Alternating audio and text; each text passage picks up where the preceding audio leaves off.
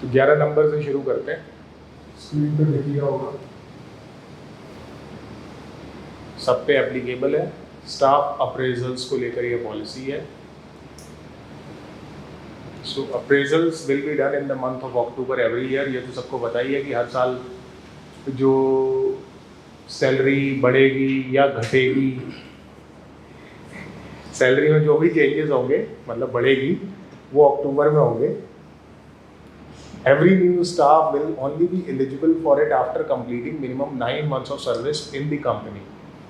तो अगर आपने न्यूली ज्वाइन किया है एंड सपोज आपने ज्वाइन किया है अक्टूबर इज 10th मंथ और आपने मार्च में ज्वाइन किया है, that means you are not eligible for it. अगर आपने जैन या फेब में ज्वाइन किया है, फेब में किया है तो भी वो 10वां महीना और फेब इज 2nd मंथ 8 महीने होते हैं। सो मिनिमम 9 मंथ्स सर्विस के जब पूरे हो जाते हैं उसके बाद जो भी नेक्स्ट अप्रेजल होगा you are eligible for that. ठीक है। Head HR will get the proposed appraisal from every division and finalize it later with the management. So process जो है वो हमने बनाई हुई है। पहले कुछ अलग थी प्रोसेस, अभी कुछ अलग है। HODs अपने अपने डिपार्टमेंट का देंगे, पिछली बार हुआ भी था, और फिर मैनेजमेंट के साथ डिस्कस करके ये फाइनल होगा कैसे, इस तरीके से। Point A, get the rating for the concern staff from his immediate senior. तो जो कंसर्न स्टाफ है जिसके अप्रेजल की हम बात कर रहे हैं, उसका जो इमीडिएट सीनियर है, इमीडिएट सीनियर का मतलब HOD नहीं, बल्कि जिस सीनियर को उसकी रिपोर्टिंग है वो उसे out of 10 1 out of 10 rating देगा स्केल पे। और जो हम रेटिंग की बात कर रहे हैं तो एक्सपेक्टेड ये है कि भाई सीनियर सारे एस्पेक्ट्स को ध्यान में रख के वो रेटिंग दे और पर्सनली बायस्ड होके ना दे।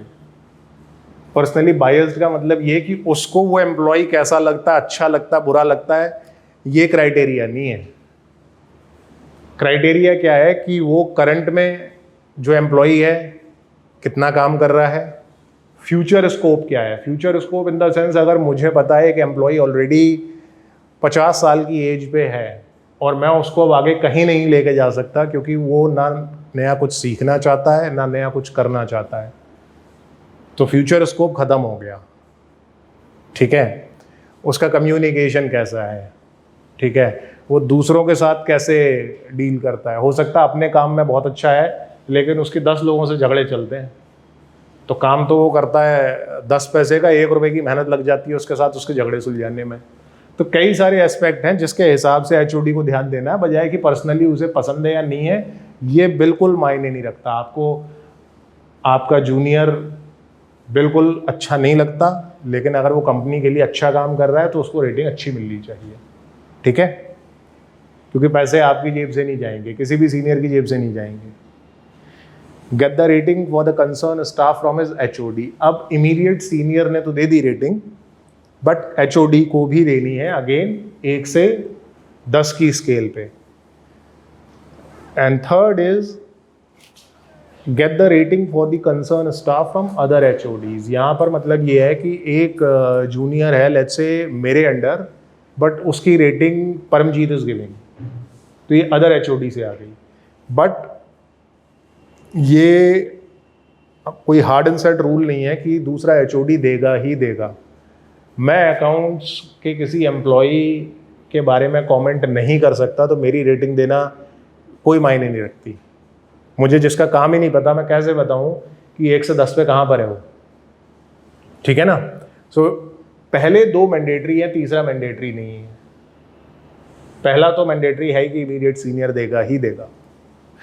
अब जो ये जो तीनों आए ABC, the sum of ABC will be divided by total, 30 में से डिवाइड कर दिया, after which it will be multiplied to the budget percentage approved by the management. तो एक बजट डिसाइड हुआ कि भी लेट्स से 10% अप्रेजल है या 8% अप्रेजल है या 12% अप्रेजल है। एग्जाम्पल दिया है कि अगर एक पर्सन को टोटल 43 मिलते हैं आउट ऑफ 50 में से और 7% बजट है, तो कैलकुलेशन किस तरीके से होगी, 43 डिवाइडेड बाई 50 इक्वल्स टू 0.86, और 0.86 जो बजट है उसका 0.86%, आप ऐसे समझ लो 7% का 86% हो गया, 0.86 into 7 equals to 6.02%. So this staff will get 6.02% hike. ठीक है, अब इसमें कुछ राइडर भी हैं आगे। जैसे पहला पॉइंट है, in case of staffs reporting directly to any HOD it will only be the total of B and C. जहां पर कोई स्टाफ ऐसा है उसका इमीडिएट सीनियर ही एचओडी है, तो उसके केस में 2 क्राइटेरिया होंगे, उसका एचओडी एंड अदर एचओडीज। ठीक है, in case of HODs only point C will be valid, after that it will be on the management to take the final call with or without discussion of the concerned HOD। Means कि अगर HODs के हम appraisal की बात कर रहे हैं तो HODs will give marks to each other, लेकिन उसके बाद ये कॉल मैनेजमेंट की है फाइनल, वो उसको बेसिस माने उसको ना माने HOD से बात करें, that is managements call. So it's like कि अगर 8 HOD हैं तो एक HOD को 7 अदर HOD मार्क दे रहे हैं, सेल्फ मार्किंग नहीं। ठीक है,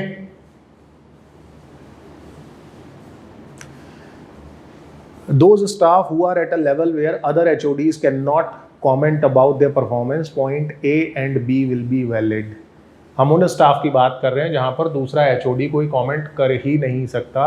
लेट्स से एक हाउसकीपिंग स्टाफ है और एक हाउसकीपिंग स्टाफ को, या हाउसकीपिंग भी छोड़ देते हैं, एक प्रोडक्शन में एक हेल्पर है। अब प्रोडक्शन में जो हेल्पर है, सेल्स वाला HOD उसको लेकर कमेंट नहीं कर सकता।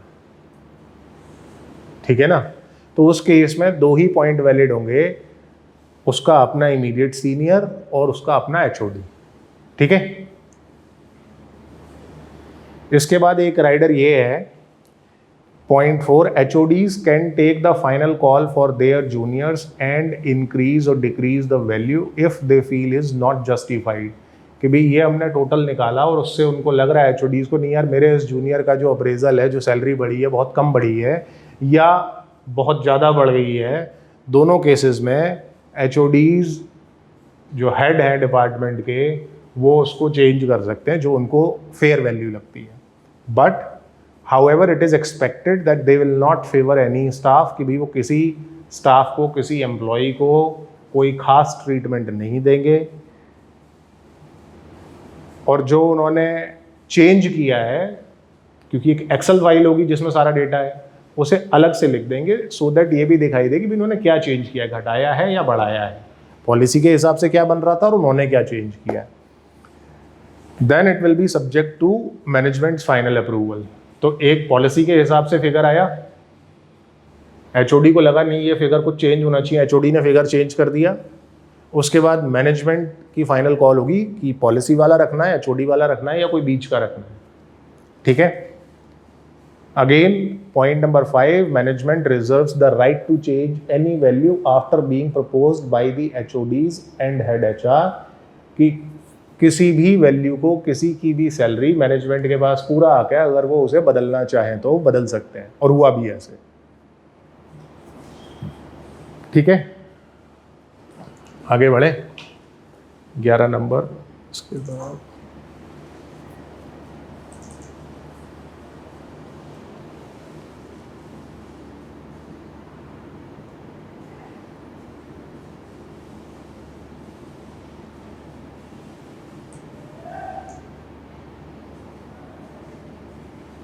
ये पॉलिसी है कीज को लेकर, चाबियों को लेकर।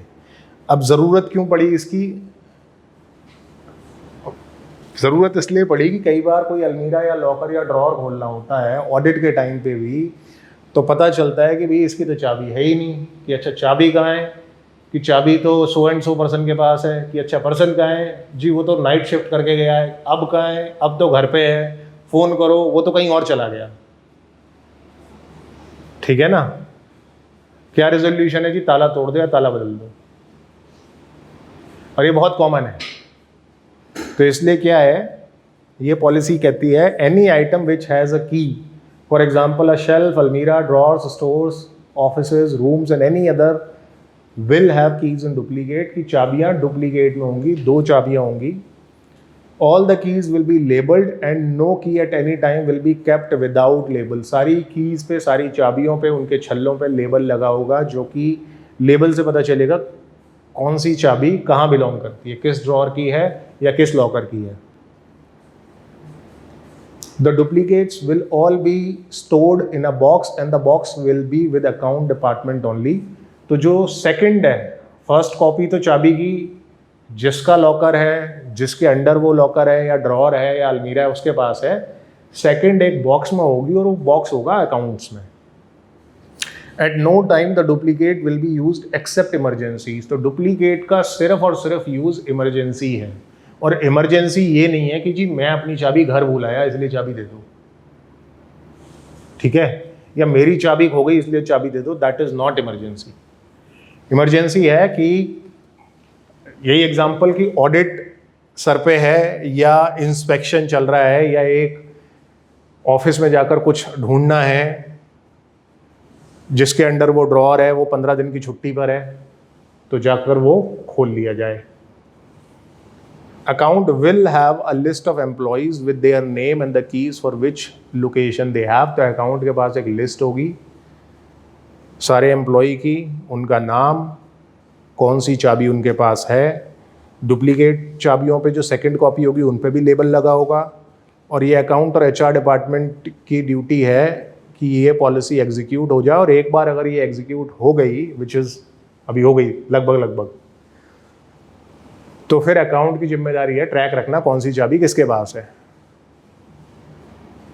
ठीक है ना। मतलब इंस्टेंस ऐसे भी है, मेंटेनेंस स्टोर में लॉकर में पता ही नहीं किसकी चाबी किसके पास है, वहाँ आधा घंटा R&D यही लग जाती है इस्टेब्लिश करने में पहले कि है किसके पास, फिर उसको ढूंढो वो कहाँ है, फिर जब उसको ढूंढ के पता करो तो वो तीसरा नाम बता देता है, मेरे पास नहीं है इसके पास है। वहीं पहुँच जाते हैं जहाँ से चले थे, या पीछे जहाँ से लाइट ऑन होती है सारी, जो फ्लड लाइट है, वो वाला ताला कई बार टूटा है क्योंकि इसीलिए। तो इस तरह की चीज़ों को अवॉइड करने के लिए ये पॉलिसी है।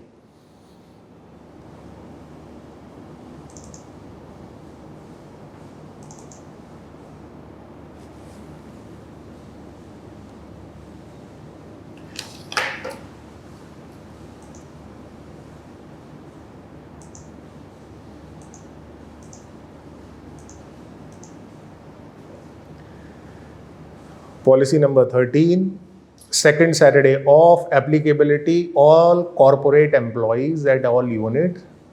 बड़ी सिंपल सी डेफिनेशन है, हम कॉरपोरेट एम्प्लॉई में उसकी बात कर रहे हैं जिसका प्लांट की फंक्शनिंग से कोई लेना देना या उसकी इन्वॉल्वमेंट से कोई लेना देना नहीं है, जो ऑफिस रिलेटेड डेस्क जॉब कर रहा है, ठीक है।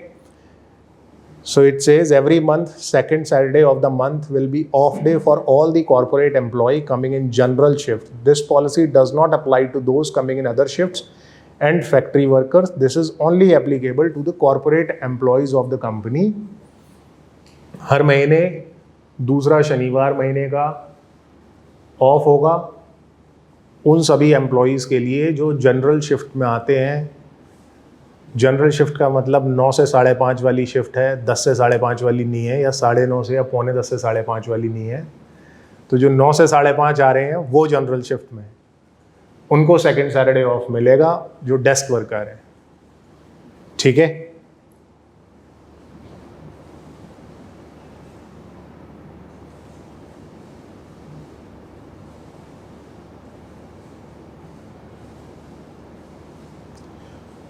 Number 14, all employees on company roll, सब पर लागू है एडवांस अगेंस्ट सैलरी की। आप अपनी जो आपकी सैलरी है, तनख्वाह है, उसके अगेंस्ट आप एडवांस कैसे ले सकते हो। So it says all employees are eligible for taking advance against salary with the following conditions. तो नीचे कुछ कंडीशन दी है, अगर ये कंडीशन, ये शर्तें पूरी होती हैं तो कोई भी स्टाफ एडवांस ले सकता है। क्या क्या है? Any employee can request for advance only after completing 6 months of service with the company. कि कोई भी कर्मचारी, कोई भी स्टाफ एडवांस लेने की रिक्वेस्ट तब डाल सकता है जब उसके 6 महीने पूरे हो गए हो, number 1। Maximum once a year advance can be availed, इतना ही होगा ये, इसमें भी चेंज करना है।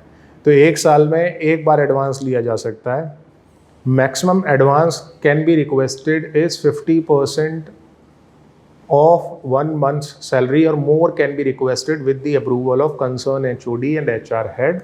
तो नॉर्मली ये है कि आपकी जो महीने की तनख्वाह है उसका 50% आप एज एडवांस रिक्वेस्ट डाल सकते हो। अगर किसी की तनख्वाह 50,000 है तो 25,000 की रिक्वेस्ट डाल सकता है।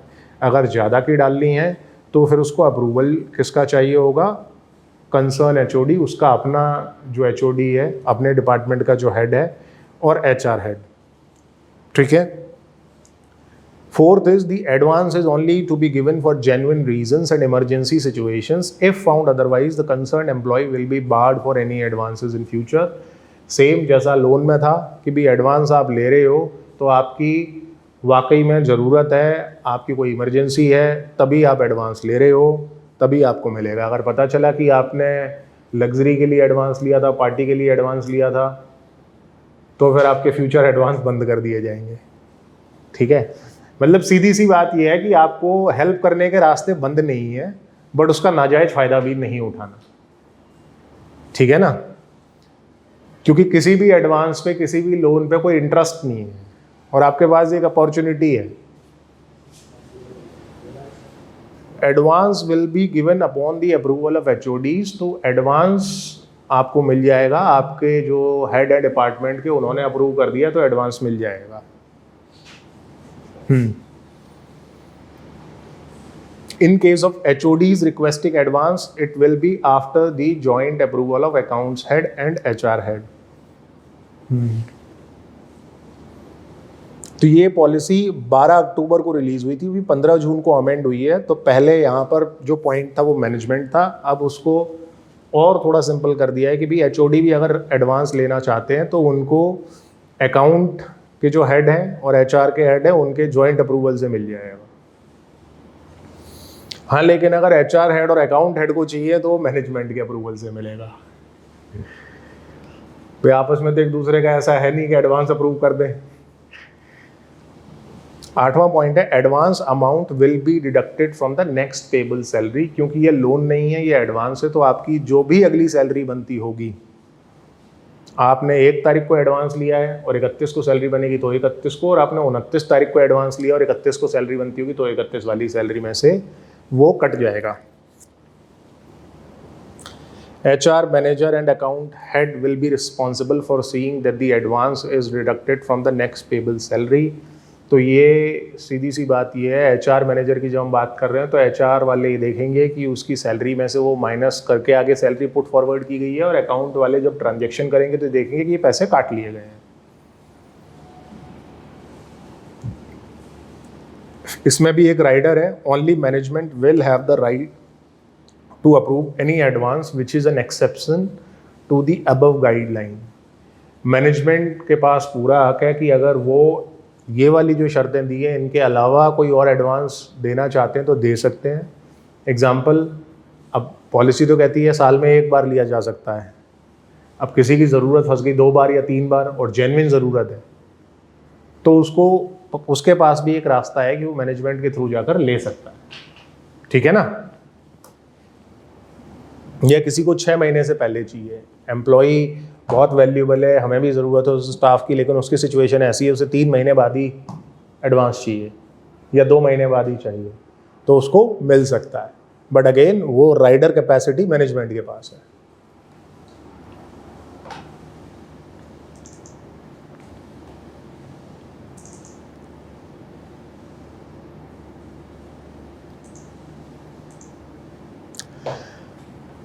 पॉलिसी नंबर 15 सारे स्टाफ पे लागू है ये, इंक्लूडिंग बॉटम से लेकर टॉप तक। विजिटर मतलब जो सिर्फ एक तरीके से आप कह सकते हो, विजिटर का मतलब वही है जो घूमने आ रहा है या बिना काम के आ रहा है। No visitors are allowed inside any of the plants, corporate offices, warehouses, godowns. Only visitors can be allowed as follows. तो कोई भी ऐसा विजिटर जिसका कोई काम नहीं है, वो प्लांट में, ऑफिस में, गोडाउन में, वेयर हाउस में, उसका आना मना है। कौन आ सकते हैं अप्रूव्ड विजिटर, कौन है? Vendors are allowed during the business hours for business needs only. जिनसे हम सर्विस ले रहे हैं, प्रोडक्ट ले रहे हैं, जो हमारे वेंडर हैं, वो आ सकते हैं, लेकिन वो भी कब आएंगे? जो ऑफिस का टाइम है उसके बीच में ही आएंगे। ठीक है। Relative, family member of the staff are allowed to visit only in the case of emergency. अगर किसी का कोई रिश्तेदार है, कोई घर का बंदा है, तो वो आ सकता है जब कोई इमरजेंसी है तब। Any other person who have any business with the organization can visit the organization during the business hours of the organization। Vendor और रिश्तेदारों के अलावा कोई भी ऐसा व्यक्ति जिसको ऑफिस से कोई काम है, कंपनी से कोई काम है, वो ऑफिस आवर्स में आ सकता है। No friends, relatives, vendors or any other person who is not working in the organization are allowed to visit our facilities at any time without any business needs or emergencies। तो बिना किसी काम के, बिना किसी इमरजेंसी के, सिर्फ घूमने के पर्पज़ से, देखने के पर्पज़ से, या ऐसे ही मिलने के पर्पज़ से फ्रेंड्स का, दोस्तों का, रिश्तेदारों का, वेंडर्स का आना मना है। अब ये एक बड़ी थिन लाइन है कि पता कैसे चलेगा। सो अगला पॉइंट है, it is the duty of every staff that if they see और know of unauthorized visits by unauthorized person they shall let the head HR know about it. कि भाई अगर आपको पता चल रहा है कि भाई बिना काम की विजिट हो रही है और खामा टाइम पास हो रहा है, और दूसरा बंदा आकर स्टाफ का टाइम ख़राब कर रहा है, जो टाइम हो सकता है किसी वैल्यूएबल काम में जाना चाहिए, तो आप इंफॉर्मेशन दोगे हेड HR को। क्योंकि हो सकता है आप बोलो और झगड़ा हो जाए, या आप बोलो सामने वाला ऑफेंड हो जाए। ठीक है ना। Visitors are suppose to go through mandatory checks of their vehicles while exiting. तो जो विजिटर हैं, जो बाहर से आ रहे हैं, किसी भी तरह के विजिटर हैं, उनको भी अपनी गाड़ियां चेक करानी होंगी बाहर जाते समय। Visitors are suppose to fill their details in the visitor log book. तो जो विजिटर की एंट्री होती है जिस रजिस्टर में, उसमें उन्हें एंट्री भी करनी है। जनरल चीज़ ये है, all staff will be responsible for implementation of this policy. क्योंकि ऐसा पॉसिबल नहीं है कि कोई भी एक बंदा हर विजिटर को जाके पूछे जी आप क्यों आए हो। ठीक है ना। तो ये सबकी जिम्मेदारी है, वो ये देखे कि हाँ भी ये पॉलिसी फॉलो हो रही है। एक्सक्लूजन कौन है या एक्सक्लूडेड कौन है, इससे किसको छूट मिली हुई है? Management and people who are having approval in written from management are excluded from this.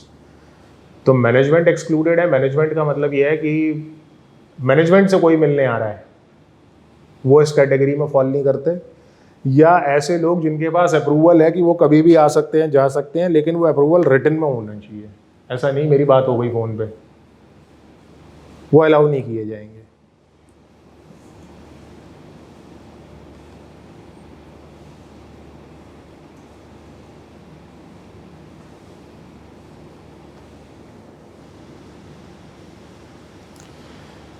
Policy laptop desktop issuance सब पे लागू है। ये 12 अक्टूबर को बनी, 15 जून को अभी मॉडिफाई हुई है कि लैपटॉप और डेस्कटॉप कंप्यूटर काम करने के लिए किसको मिलेगा। तो एलिजिबिलिटी है, any employee will only get a company provided laptop desktop if his HOD and IT head mutually agree that he shall be provided with a laptop desktop. Staff who are replacing any existing staff shall get the laptop desktop of their predecessor. तो ये कह रहा है कि भाई किसी भी staff को कंप्यूटर मिलेगा या नहीं मिलेगा, इसका फैसला 2 लोग मिलके करेंगे।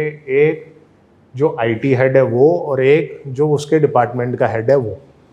दोनों को अगर लगता है कि भाई इनका काम कंप्यूटर पे ही चलेगा तो कंप्यूटर मिल जाएगा। अब ऐसे केसेस जहाँ पर हमने किसी स्टाफ को रिक्रूट किया है और उससे पहले वहाँ पर दूसरा स्टाफ था और वो कंप्यूटर यूज़ करता था, तो वो वाला कंप्यूटर मिल जाएगा नए स्टाफ को। ठीक है। नेक्स्ट पॉइंट है, if you are eligible then laptop desktop will be procured by IT department with the joint approval of HR head and IT head. अब अगर आप ऊपर वाली कंडीशन मीट करते हो, मतलब आपके डिपार्टमेंट के हेड को लगता है आपको कंप्यूटर मिलना चाहिए, IT हेड को लगता है, तो आपका लैपटॉप या डेस्कटॉप अगर नया खरीदा जाना है तो वो तभी खरीदा जाएगा, IT डिपार्टमेंट तभी खरीदेगा जब वो आईटी डिपार्टमेंट के हेड ने और एचआर हेड ने दोनों ने ओके कर दिया, हाँ भी खरीद लो। The model, brand, configuration, etc. will be solely decided by IT department. However, you can suggest any specific need of configuration you have to the IT head. कैसा लैपटॉप मिलेगा, किस ब्रांड का मिलेगा, कौन सी कंपनी होगी, कितने उसमें रैम होगी, कितनी मेमोरी होगी, ये आईटी डिसाइड करेगा। लेकिन अगर आपका काम कुछ ऐसा है जिसमें आपको लगता है कि भी स्पेसिफिक ये वाले फीचर होने ही चाहिए, तो आप आईटी डिपार्टमेंट को बता सकते हो। लेकिन अल्टीमेटली कॉल ये आईटी हेड की है, ये देखना कि किसी के पास अगर लैपटॉप है तो वो किस तरीके का होगा। Usage of laptop desktop will B governed bye IT policy. तो हमारी आईटी की जो पॉलिसी है उसी के हिसाब से आप यूज़ करेंगे जो भी लैपटॉप या डेस्कटॉप आप यूज़ करेंगे।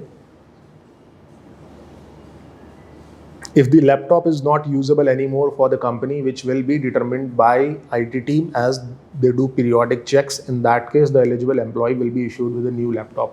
अब अगर आपका कंप्यूटर काम नहीं कर रहा है और ये चीज़ इस्टेब्लिश करेगी आईटी टीम कि भाई ये बेकार हो चुका है सिस्टम, तब आपको नया मिलेगा। Any damages in part or full caused by the negligence or known intent of staff will be borne by that staff only. अब अगर आपके लैपटॉप या डेस्कटॉप में कोई डैमेज हो रहा है जो कि या तो आपकी केयरलेसनेस की वजह से है, लापरवाही की वजह से है। लापरवाही की वजह से कैसे है कि आपको पता है बारिश हो रही है, पानी आ रहा है और आपने लैपटॉप तो रख दिया वहाँ पर और आप नीचे खड़े बारिश देख रहे हो, ये लापरवाही है, ये आईटी नहीं भुगतेगा। या आपने लैपटॉप रखा हुआ है गाड़ी में और गाड़ी आपकी अनलॉक है और आप मॉल में घूम रहे हो, एनी चांसेस जहाँ पर आपकी लापरवाही की वजह से लैपटॉप होता है, नुकसान होता है, वो आपकी जिम्मेदारी है। या नॉन इंटेंट की बात यह है कि आपको टसल तो थी अपने सीनियर पे और आकर आपने जोर से हाथ मार दिया लैपटॉप पे, ठीक है, तो वो भी भरपाई आपसे ही होगी। पार्ट और फुल वो आईटी एस्टैब्लिश करेगी कि पूरा लैपटॉप खराब हो चुका है या कोई पार्ट खराब हुआ है, तो जो भी डैमेजेस हैं वो भरने पड़ेंगे। यूसेज वाले नहीं, जो काम करते करते खराबी आई है वो नहीं, जो लापरवाही से आई है या जानबूझकर की गई है। The maintenance of laptop desktop will only be done by the IT department in the company और they shall only choose if to be done from outside. अगर लैपटॉप या डेस्कटॉप में कोई खराबी आती है और उसे सही कराना है तो वो आईटी ही ठीक करेगी या आईटी ही डिसाइड करेगी अगर बाहर से कराना है तो। ऐसा नहीं है आप लैपटॉप लेके जाओ, बाहर से ठीक करा लो और रीइंबर्समेंट ले लो। New laptop desktops are to be used minimum for 5 years or more. Any replacement before that period will be on management's approval. आपको नया कंप्यूटर मिला तो आपको मिनिमम उसे 5 साल या उससे ज़्यादा यूज़ करना है, लेकिन अगर उससे पहले रिप्लेसमेंट की ज़रूरत पड़ती है तो फिर वो मैनेजमेंट अप्रूवल पे हो जाएगा। ऐसा नहीं है नहीं होगा, लेकिन it has to be genuine कि हाँ भाई जेन्युइनली ज़रूरत है और जेन्युइन काम इस तरीके का था कि वो 5 साल से कम में ख़राब हो गया।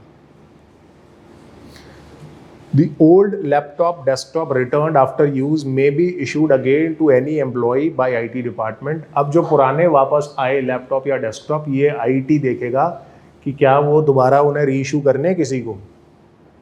एग्जाम्पल के लिए जो कंप्यूटर शुभम यूज़ कर रहा है उसका कॉन्फ़िगरेशन जो है हो सकता है 4 साल बाद भी सहीम को जो काम करना उसके लिए वो बहुत सफिशिएंट होगा, ठीक है ना। तो वो आईटी देखेगा कि हाँ पुराना लैपटॉप देना है या नहीं देना है या किसे देना है।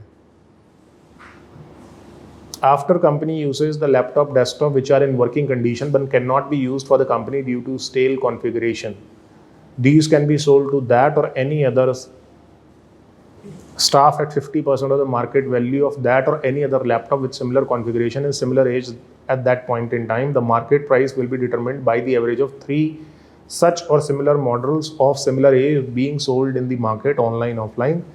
तो सीधी सी बात यह है कि अब लैपटॉप डेस्कटॉप या जो भी था डिवाइस जो थी वो कंपनी के लिए तो यूज़ करने लायक बची नहीं, लेकिन कोई स्टाफ अगर उसे ख़रीदना चाहता है, मान लो रविंदर का लैपटॉप है और अब वो काम का नहीं रहा और दिनेश को लेना है अपने बच्चे के लिए, तो दिनेश ले सकता है प्रोवाइडेड कि मार्केट में उस समय उतने पुराने लैपटॉप की लगभग सेम कॉन्फ़िगरेशन वाले लैपटॉप की 3 का एवरेज लेके जो कॉस्ट होगी उसका 50% दे के ले सकता है। तो मार्केट में अगर वो 10,000 का है तो दिनेश 5,000 में ले सकता है। ठीक है। Management reserves the right to use its own discretion in exceptional cases. तो बेसिकली इनमें से कोई भी पॉइंट चेंज किया जा सकता है, लेकिन मैनेजमेंट के द्वारा। अभी तक किसी पॉलिसी में कोई क्वेश्चन है? सर जैसे अगर लैपटॉप लेके जा रहे हैं और गाड़ी मतलब बैग में लेके जा रहे हैं और कहीं एक्सीडेंट हो जाए और कोई नुकसान हो जाए तो कैसे होगा? डिपेंड करता है एक्सीडेंट कैसे हुआ। मतलब एक्सीडेंट का मतलब एक्सीडेंट ये है कि सारी चोट लैपटॉप को ही लगी, ठीक है, और स्टाफ का नाखून भी नहीं टूटा। वो डिपेंड करता है। मैं वही कह रहा हूँ ना कि वो डिपेंड करता है, ऐसे डिटरमाइन नहीं किया जा सकता, लेकिन वो कॉमन सेंस के हिसाब से ही किया जाएगा। ऐसा नहीं है कि वो जबरदस्ती किसी पे थोपा जाएगा। बट एक्सीडेंट को आप कैसे डिफाइन करते हो? आप एक्सीडेंट को ऐसे डिफाइन करते हो कि आप ऑफिस से फोन आया, आप रास्ते में थे, अर्जेंट काम था, आपने गाड़ी साइड में पार्क की और बोनेट पे रख के काम करने लगे 5 मिनट, गाड़ी वाला आया ठोक गया, किसकी गलती है? तो एक्सीडेंट भी मतलब ये केस टू केस वेरी करता है। इस पे ना कोई हार्ड एंड सेट रूल नहीं बनाया जा सकता। कोई हार्ड एंड सेट रूल बनाया जाएगा तो वो नुकसान करेगा ही करेगा। अगर ये बोल दिया जाए एक्सीडेंट के केस में सारी कंपनी की जिम्मेदारी है तो सारे लैपटॉप फिर एक्सीडेंट से ही खराब होंगे, ठीक है ना। और अगर ये बोल दिया एक्सीडेंट वाले नहीं है तो भी गलत हो जाएगा। और सर एक एडवांस वाले में जो हेल्पर क्लास के एम्प्लॉइज हैं वो कभी 500 लेते हैं, कभी 1000 लेते हैं। तो कई बार आपने कहा कि एक साल में एक ही बार ले सकते हैं, तो वो कभी महीने में कभी एक बार ले लिया, नेक्स्ट मंथ फिर 2 महीने बाद फिर ले लिया, ऐसा हो जाता है कभी बार। और मोस्टली वो 500-1000 ही लेते हैं।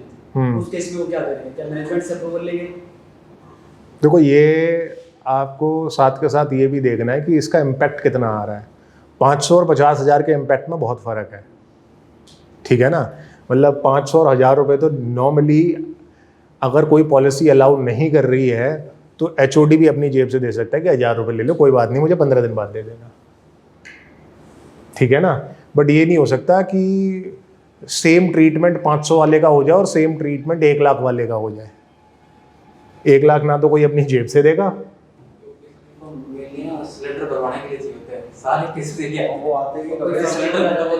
तो ये अंडरस्टूड है। इट इज़ मोर ऑफ कि भाई आप एक तरीके से ये मान लो कि आप चाहो तो रीइंबर्समेंट में डाल दो। मतलब it's not even a proper advance अगर आप देखो, और ये इमरजेंसी के लिए भी नहीं लिया जा रहा। उसके जेब में है ही इतने पैसे कि उसकी गाड़ी ऐसा रोटेट हो रही है कि हर महीने 500 रुपये की शॉर्टेज पड़ रही है, तो हर महीने वो 500 रुपये पहले ले लेगा, वो 500 रुपये ही घूमते रहेंगे उसके, ठीक है ना।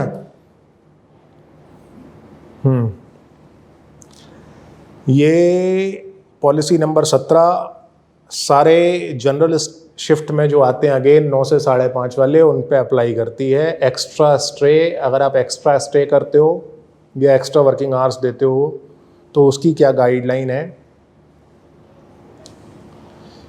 तो इसमें है all employees are eligible for taking compensatory offs with the following guidelines. तो सारे एम्प्लॉई जो क्वालिफाइड है एज पर दिस पॉलिसी, वो अगर उन्होंने एक्स्ट्रा काम किया है, एक्स्ट्रा टाइम लगाया है, तो उसके बदले में ऑफ ले सकते हैं, सब्जेक्टेड टू दीज गाइडलाइन। जो नीचे शर्त दिए हैं इनके हिसाब से। पहली, any employee working up to 3 hours extra will not be eligible for compensatory off. तो 3 घंटे तक अगर लगाए हैं एक दिन में, मान लो 1 घंटा लगाया, आधा घंटा लगाया, 2 घंटा लगाया, तो वो एलिजिबल नहीं है, ठीक है। लेकिन अगर 3 से 6 घंटे लगाए, अगला पॉइंट है any employee working 3 to 6 hours extra will be eligible for compensatory half day. मान लो 3.5 घंटे लगाए, 4 घंटे लगाए, 5 घंटे लगाए, तो उसको हाफ डे मिलेगा, वो हाफ डे ले सकता है, ठीक है। वो उसकी लीव में से डिडक्ट नहीं होगा, उसकी सैलरी में से डिडक्ट नहीं होगा, कहीं से नहीं कटेगा, वो उसने एक्स्ट्रा टाइम लगाया उसके बदले उसे मिल रहा है। Any employee working 6 or more hours extra will be eligible for a compensatory full off। अगर 6 घंटे से ज़्यादा लगा रहा है या 6 घंटे लगा रहा है तो वो पूरे दिन की छुट्टी ले सकता है। Fourth point, compensatory of shall be taken in the same month only. जिस महीने आपने लगाया है उसी महीने आपको जो एक्स्ट्रा टाइम लगाया उसी महीने आप ऑफ लो। अब ये हर एक पॉलिसी के साथ में है कि आप हार्ड एंड सेट नहीं चल सकते। हार्ड एंड सेट का मतलब ये है अगर किसी ने टाइम ही लगाया 31 तारीख को तो, या 25 तारीख को या 27 तारीख को या 28 तारीख को, तो वो अपने एचओडी से अपने सीनियर से बात करके अगले महीने भी ले सकता है, ठीक है। बट ऐसा नहीं है कि 6 महीने हाफ डे क्लब किए और बोला जी 5 दिन की छुट्टी दे दो, ये तो मेरे हाफ डे है, ठीक है।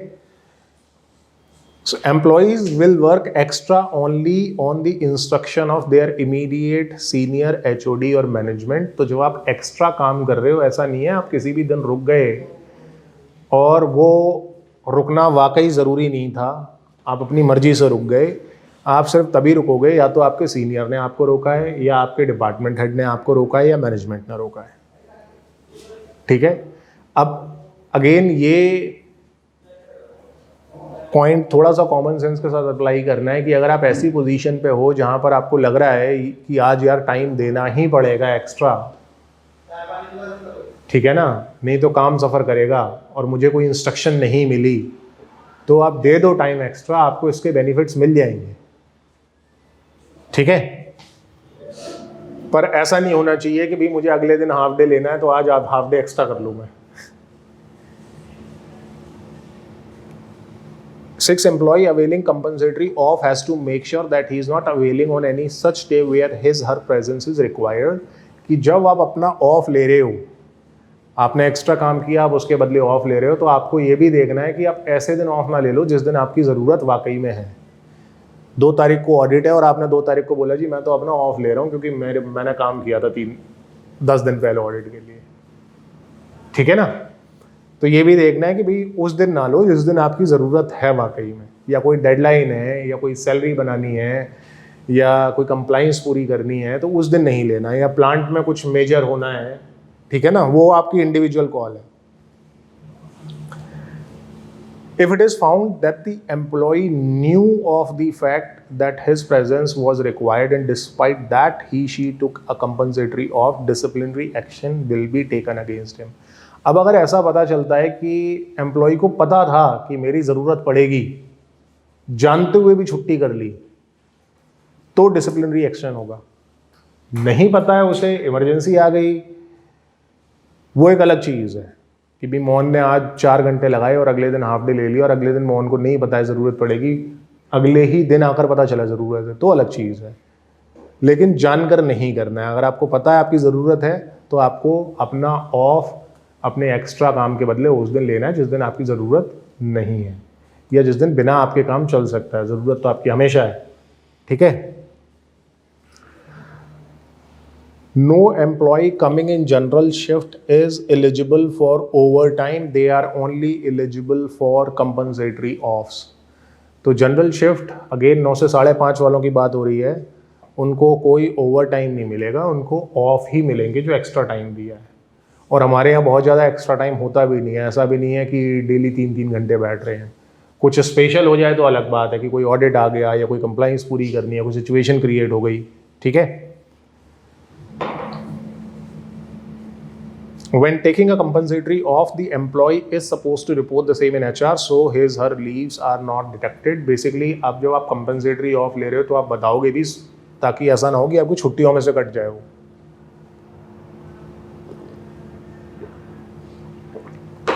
Point number 10, employees coming in general shift, if staying for more than 3 hours post 9 PM, shall get company provided dinner for which they can order from nearby hotel dhaba, costing not more than 150 rupees। The bill shall be submitted to accounts for reimbursement, which will be either on actual or maximum 150 INR। So सीधी बात ये है कि हाँ, जो extra काम कर रहा है वो आपको काम करते करते 9:30 बज गए या 9 बज गए, तो आप आसपास ढाबे से खाना मंगा लो। अब अगर आपको 1000 रुपये का खाना खाना है तो 850 जेब से भरने पड़ेंगे, ठीक है ना। 150 की आपको लिमिट मिलेगी और अगर आपको 120 रुपये का खाना है तो 120 मिलेंगे। ऐसा नहीं है कि 150 ही मिलेंगे, 150 मैक्सिमम है, जो कि ऑन एन एवरेज यहाँ अगर आपको डिसेंट खाना खाना है तो आप 150 रुपये में डिसेंट खाना यहाँ से खा सकते हो, जो नॉर्मल आप घर पे खाते हो। तो आप बेसिकली क्या है, खाना मंगा लोगे, बिल अकाउंट में दे दोगे और आपको पैसे मिल जाएंगे।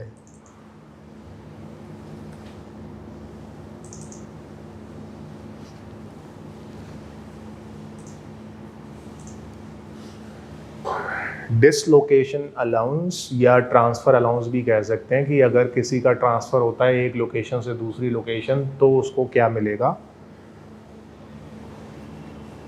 सभी एम्प्लॉयज़ पर लागू है ये।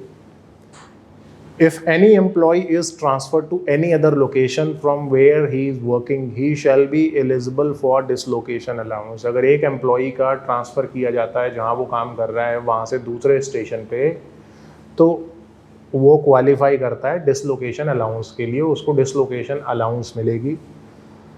This will help him dislocating smoothly, जिससे कि वो आसानी से एक स्टेशन से दूसरे स्टेशन चला जाए।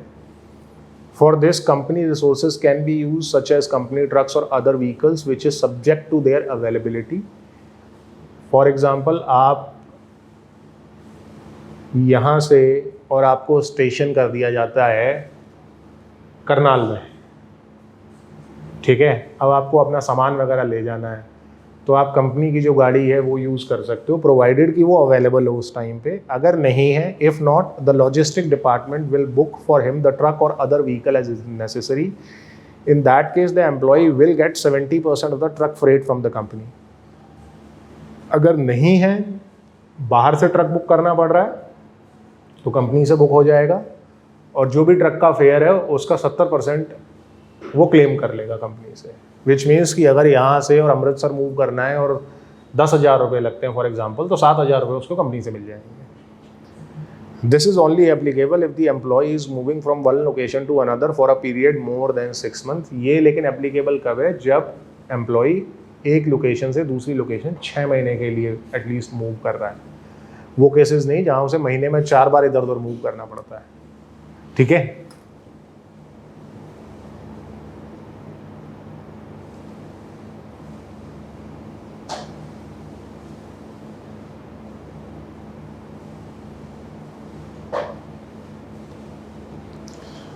फुल एंड फाइनल सब पर है ये लागू। फुल एंड फाइनल मतलब जब आप अपना रेजिग्नेशन दे देते हो, कंपनी छोड़ते हो, तो आपका जो लास्ट में हिसाब बनता है उसकी बात हो रही है। Any employee who wish to resign from the company will get their full and final with following condition. तो कोई भी जो रिज़ाइन देता है उसको अपना हिसाब मिलेगा नीचे वाली शर्तों को पूरा करते हुए। पहला, the employee has to submit written resignation 1 month in advance to his HOD and HR head, कि उसको 1 महीने पहले नोटिस देना होगा लिखित में अपने HOD को और HR डिपार्टमेंट में कि भाई मैंने रिज़ाइन दे दिया, इस्तीफ़ा दे दिया। The employee shall give proper handover to his successor, मतलब अगर उसकी रिप्लेसमेंट आ गई है, उसकी जगह पर दूसरा बंदा आ गया है, तो वो प्रॉपरली उसको सारी चीज़ें सिखाएगा, दे के जाएगा, बता के जाएगा। तीसरा, if the successor is not appointed till the expiry of the notice period, then the leaving employee suppose to give his her hand over to his immediate junior and account heads or their assigned personnel in written with all assets surrendered and counted. Asset here include all physical materials which were given to him for his routine working, all materials which are under his responsibility, and all virtual assets such as any email ID, password, other IDs and password, databases and any pending or in progress works. तो ये कह रहा है अब अगर successor आया नहीं है, आगे उसकी रिप्लेसमेंट नहीं आई, कौन उसकी जगह आएगा, तो उस केस में उसको क्या करना है कि उसका जो इमीडिएट जूनियर है, जो नेक्स्ट बंदा उससे जूनियर है जिसके साथ वो जुड़ा है, और अकाउंट वाले पर्सन को, अकाउंट हेड को, या अकाउंट से वो जिसे बताएंगे उसे, रिटन में जो भी एसेट है उसके पास वो सारे सरेंडर करके देने हैं गिनती कराकर। एसेट से यहाँ पर मतलब है फिजिकल, मोबाइल है या लैपटॉप है या ऑफिस है या और भी कोई डिवाइस मिली हुई है, या वर्चुअल, जैसे उसका किसी पोर्टल पे कोई लॉगिन आईडी थी, पासवर्ड थी, कोई डेटाबेस था उसके पास कस्टमर्स का, सारी इन्फॉर्मेशन उसे देनी होगी। और अगर कोई एग्जिस्टिंग काम चल रहा है, पेंडिंग में है या प्रोग्रेस में है, किसी वेंडर से बात चल रही है या किसी कस्टमर से बात चल रही है या किसी डिपार्टमेंट से लाइजनिंग चल रही है, तो वो भी उसको हैंड ओवर करनी होगी, ऐसे नहीं अधूरा छोड़ के चला जाए। After surrendering all assets and current working, she has to get an okay in written from his successor or accounts head in case handover was given to accounts head that the handover was done smoothly. जब उसने सब कुछ दे दिया तो फिर उसको written में, लिखित में ओके लेना होगा, या तो नया बंदा आ गया है उससे जो उसको रिप्लेस कर रहा है, या अगर अकाउंट्स में दिया है हैंडओवर तो अकाउंट्स वालों को कि हाँ भी मैंने, मेरी तरफ से सब कुछ क्लियर है। चौथा पॉइंट है no intentional damages are done to the assets under him. ये भी नहीं होना चाहिए कि अब मैं तो जा ही रहा हूँ, जो चीज़ मुझे मिली हुई है उसको खराब ही कर जाऊँ। ठीक है, तो इंटेंशनल नहीं होना चाहिए। No assets which was given to the person is missing, कुछ भी खोया ना हो जो उसे दिया गया था। If it is found that the full and final was given without checking the above, the accounts head releasing the full and final will bear the penalty of it 100%। अब अगर ये पता चलता है कि भाई ये चेक नहीं किया और उसके पूरा हिसाब कर दिया, तो जिम्मेदारी पूरी अकाउंट्स हेड पर है, 100% penalty. Any exception to the above are made on management's written instruction only, कि यहाँ भी मैनेजमेंट के पास राइट है, अगर वो इसमें कुछ एक्सेप्शन करना चाहते हैं, चेंज करना चाहते हैं, तो रिटन इंस्ट्रक्शन के साथ कर सकते हैं।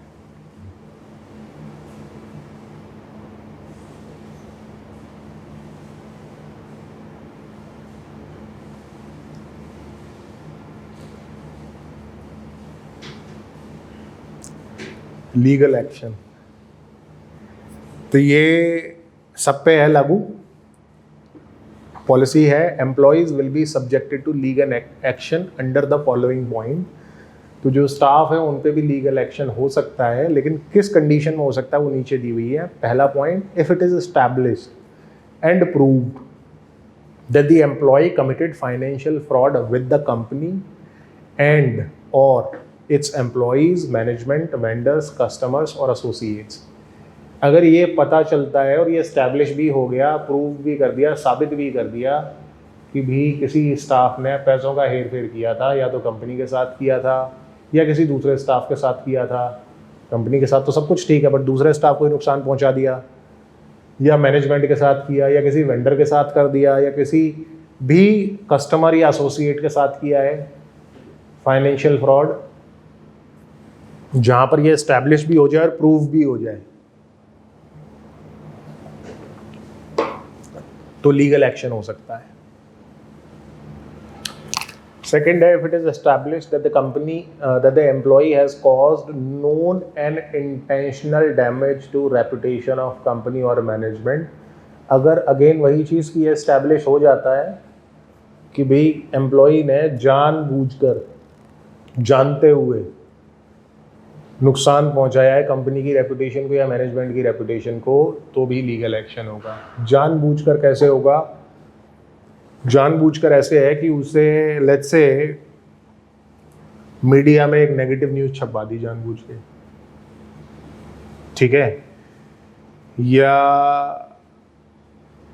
ऑफिस के बाहर, गेट के बाहर जानते हुए कोई मीडिया रिलेटेड हंगामा कर दिया या भीड़ इकट्ठी कर ली, इस तरह की चीज़ है जहां कंपनी की रेपुटेशन खराब हो रही है।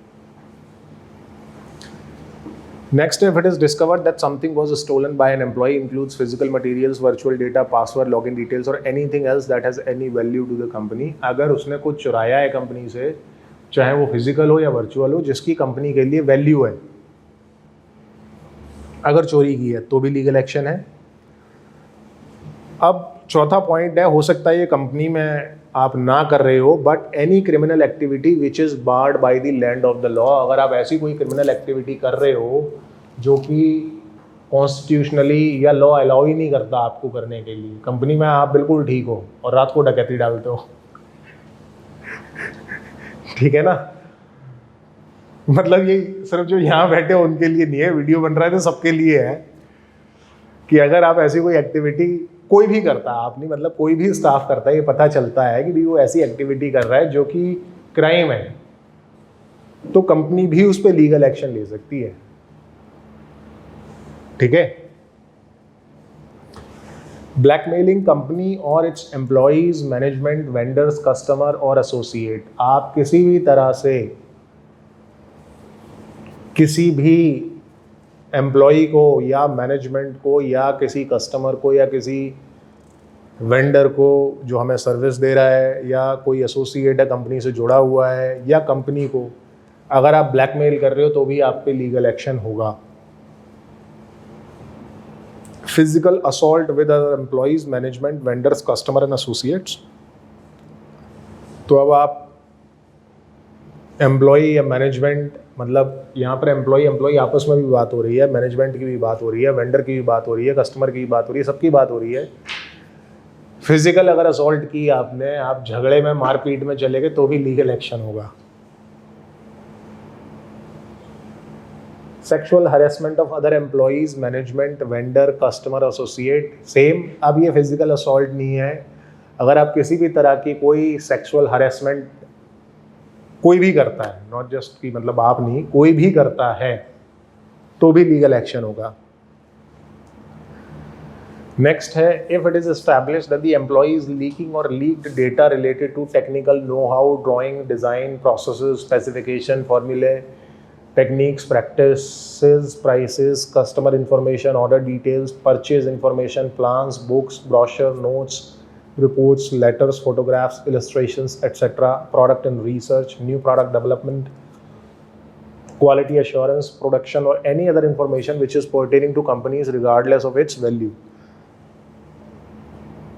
बेसिक सी चीज़ ये है कि आपको पता भी है कि भाई ये चीज़ कंपनी के लिए वैल्यूबल है और कंपनी की सीक्रेट चीज़ है, और आप किसी कॉम्पिटिटर को या थर्ड पार्टी को आप वो डेटा दे रहे हो, आपने कस्टमर्स की लिस्ट उठाई और उठाकर किसी को बेच दी या दे दी, दोस्ती में दे दी, जान पहचान में दे दी, बोल दिया कि भाई अब पिछले 25 कस्टमर हैं, इनको तो हम बेचते ही नहीं, इनको तुम बेच लो।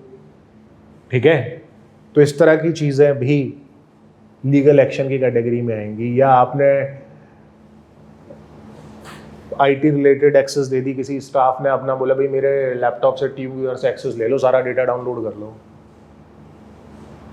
ठीक है ना, या प्लांट में आ जाओ, वीडियो बनाकर सारा समझ लो कैसे क्या काम करता है। ठीक है, तो इस तरह की चीज़ है। If any employee caused a security breach for the company और इट्स सिस्टम, पर्सनल, मैनेजमेंट, अगर कोई सिक्योरिटी से रिलेटेड अगर ब्रीच किया है, मतलब ये कि आपने एक ऐसी सिचुएशन क्रिएट कर दी जहां पर कंपनी सिक्योर नहीं है या सिस्टम सिक्योर नहीं है या बंदे सिक्योर नहीं है या मैनेजमेंट सिक्योर नहीं है, तो भी लीगल एक्शन होगा। ठीक है, विच मीन्स कि आपने जानबूझ के मेन जो दरवाज़ा है रात को खुला छोड़ दिया, जो भी आपकी इंटेंशन रही हो। सो एक इनसिक्योरिटी डेफिनेटली क्रिएट हो गई। या आप आए, आपने देखा जो भी आपकी इंटेंशन थी, या जो भी स्टाफ आया, सीनियर स्टाफ आया, और उसने रात को 11 बजे आकर दोनों गार्ड्स को गेट पे से भेज दिया, एक काम करो अंदर देख के आओ क्या क्या हो रहा है। अब दोनों गार्ड चले गए और गेट खोल दिया। तो इस तरह की चीज़ है। So in the above cases, their services will be terminated with full and final forfeited and they shall be subjected to proper legal course of action. ऐसे केसेस में उनकी जो नौकरी है, जो सर्विस है, वो इमीडिएटली तुरंत ख़त्म कर दी जाएगी, हिसाब उनका होगा नहीं और लीगल एक्शन होगा। ठीक है, बट अगेन ये हर एक पॉइंट ऐसा नहीं है कि कोई भी आकर क्लेम करे कि भी इसने ये काम किया है और उस पर लीगल एक्शन हो जाए। ये प्रूव होना ज़रूरी है, एस्टैब्लिश होना ज़रूरी है, और अगर किसी ने नहीं किया तो प्रूव हो नहीं सकता, और अगर किया है तो प्रूव हो ही जाएगा।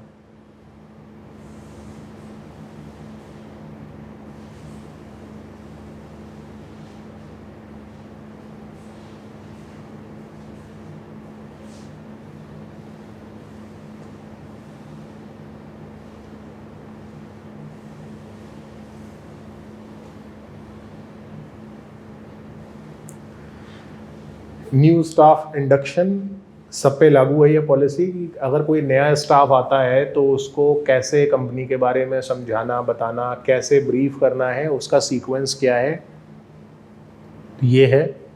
For all new staff and ex staff rejoining the company following will be the induction procedure which has to be done by the HR department. अगर कोई नया स्टाफ आता है या कोई पुराना स्टाफ दोबारा ज्वाइन करता है तो इस सीक्वेंस में चीज़ें होंगी उसको ब्रीफ करने के लिए। सबसे पहला पॉइंट है give staff a general tour of office premises, toilets, pantry, plants, warehouses etcetera. Basically सबसे पहले आपको स्टाफ को फिजिकली दिखाना है कि कहाँ पर क्या है, पेंट्री कहाँ पर है, वॉशरूम कहाँ पर है, उसका अपना ऑफिस कहाँ है, बाकियों के ऑफिस कहाँ पर हैं, प्लांट कहाँ पर है, वेयरहाउस कहाँ पर है। दूसरा, एम्प्लॉई को आप मिलवाएंगे, introduce the employee to other employees, HODs and management. अब ये स्टेप HR वाले करेंगे, ठीक है, बट आपको पता होना चाहिए कि जब आपके पास अगर आपका जूनियर आ रहा है तो ये 10 स्टेप हो चुके होंगे, ये 10 स्टेप करवाने ही हैं। तो एम्प्लॉई को दूसरे एम्प्लॉइज से मिलाना है, इंट्रोडक्शन कराना है, जो HODs हैं उनसे मिलाना है, मैनेजमेंट से भी मिलाना है। बट अगेन ये कोई भी पॉलिसी रोबोटिकली अप्लाई नहीं करनी। फ़ोन आया मैनेजमेंट के पास, जी 4 हेल्पर आए हैं, बताओ कब मिलवाऊं, ठीक है, वो रेलेवेंस देखनी है कि हाँ भाई क्या इनका आपस में वास्ता पड़ेगा फ्यूचर में। तो जब वास्ता पड़ेगा तो ये जानते तो हो कौन है या कब आए। तीसरा point, make the staff read company policies. तो ये पॉइंट अमेंड हो जाएगा। अब ये जो वीडियोस बन रहे हैं तो हम पॉलिसी रीड करने के अलावा, क्योंकि हो सकता है सारे स्टाफ ना रीड कर पाएँ, बजाय इसके वो वीडियोस देख लेंगे।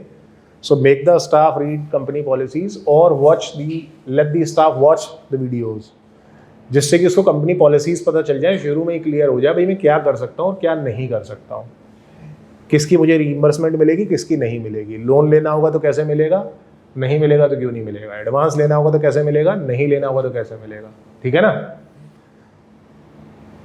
उसका रीज़न है, हो सकता है आपने जो स्टाफ हायर किया है उसको किसी पॉलिसी में ऑब्जेक्शन लगता है और वो स्ट्रेट अवे ही मना कर दे। वो ज़्यादा बेटर है कि आपको बाद में जाकर पता चले कि भाई ये तो क्रिमिनल एक्टिविटीज़ में था। तो बेस्ट है अगर वो वीडियो देख ले या पढ़ ले और उसको पता चल जाए साफ साफ कि अगर इन्हें पता चल गया मैं गड़बड़ काम कर रहा हूँ तो ये भी मेरे ऊपर केस डाल सकते हैं, बाहर वाले तो दूर की बात है। Once the company policies are read, in that case we can say watched by the staff, HR head will check out his understanding of those policies by randomly asking questions। तो एक बार जब उसने पॉलिसी पढ़ ली या video देख लिया, समझ में आ गई है या नहीं वो भी चेक किया जाएगा। तो उसको HR हेड अपने पास बुलाएगा, पूछेगा भाई क्या समझ में आया, जिससे कि उसने कुछ और ना समझ लिया हो, ठीक है। After this, if qualified for it, he shall be issued with his laptop or desktop। कहने का मतलब है जब वो पॉलिसीज़ जो कंपनी की बेसिक पॉलिसी हैं जब उसकी समझ में आ गई और वो एग्री कर रहा है, अब हम उसको कहीं ना कहीं कुछ इशू कर रहे हैं, दे रहे हैं, उसकी जिम्मेदारी अब शुरू हो रही है, अब उसको लैपटॉप या डेस्कटॉप मिलेगा। 6, give the staff his updated 1-pager for him to know the scope of work। छठा पॉइंट कि उसको एक आप जॉब डिस्क्रिप्शन भी कह सकते हो, 1-pager भी है कि उसको पता उसे काम क्या क्या करना है। Give the staff hat materials left by his predecessor which he shall read, listen और watch। if no hat available he shall later create the hat। हम मैनुअल की बात कर रहे हैं कि अब उसने पॉलिसी भी पढ़ ली, ऑफिस भी देख लिया, सबसे मिल लिया, लैपटॉप भी मिल गया। अब क्या है, उसे अपनी ब्रीफ में ड्यूटी भी पता चल गई, क्या क्या मेरा काम होगा। अब आपने उसे मैनुअल दे दिया कि मैनुअल पढ़ लो कि क्या क्या काम है और कैसे करना है, ठीक है। Once this is done, his senior HOD explains the work to be done by him। इन सब के बाद उसका जो सीनियर है या डिपार्टमेंट हेड के अगर अंडर वो डायरेक्टली काम कर रहा है वो उसको समझाएंगे, एक्सप्लेन करेंगे, बताएंगे कि उसको क्या काम करना है और कैसे काम करना है। He then meets any other HOD's staff who shall explain, coordinate in his daily working। उसके बाद अगर उसका काम ऐसा है जहाँ उसको अलग अलग स्टाफ के साथ बहुत ज़्यादा इन्वॉल्व होकर काम करना है तो वो उनसे मिलेगा और वो भी समझा देंगे कैसे काम होता है। 10 he can be given handover by his predecessor at any point after point 4 is done. point 4 का मतलब जब एक बार उसने पॉलिसी पढ़ ली और समझ ली, देख ली, उसके बाद उसे किसी भी पॉइंट पे आप उसके प्रेडेसर जो है, मतलब इन द सेंस जो जाने वाला है, अब अगर जा रहा है एक स्टाफ और दूसरा उसकी जगह ले रहा है, इसको जाने की जल्दी है, एक बार पॉलिसी पढ़ने के बाद जब चाहे तब उसको हैंडओवर दे सकता है। ठीक है, अब अगर आप देखो ये सीक्वेंस ऐसे चलेगा तो जब वो एक्चुअल में काम करने आएगा 80% वो रेडी हो चुका होगा, 20% स्पीड है वो काम करके आ जाएगी। हर एक चीज़ उसको पता है, आपको बताना नहीं पड़ेगा कि रीइंबर्समेंट कैसे लेनी है, छुट्टियां कैसे मिलेंगी, कितनी मिलेंगी, कुछ नहीं बताना आपको। काम कैसे करना है, क्या काम करना है, आपकी मेजर प्रॉब्लम सॉल्व हो गई।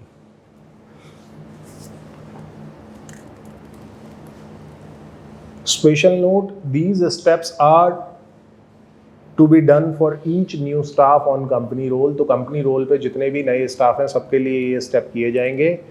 If found it was not done, अगर पता चलता है ऐसा नहीं किया गया तो ये this will be treated as policy violation by HR head and everyone in the HR department। अगर पता चलता है ऐसा नहीं हुआ है तो फिर इसको as पॉलिसी फॉलो नहीं हुई है वैसे ट्रीट किया जाएगा और उसमें सारे भागीदार होंगे, HR हेड से लेकर सारे HR डिपार्टमेंट वाले, क्योंकि उनकी जिम्मेदारी है स्टेप एग्जीक्यूट कराना। और पॉलिसी वायलेशन की पेनल्टीज़ हैं, उस पर हम होपफुली अगली वाली जो हम करेंगे कॉन्फ्रेंस उसमें पता चल जाएगा।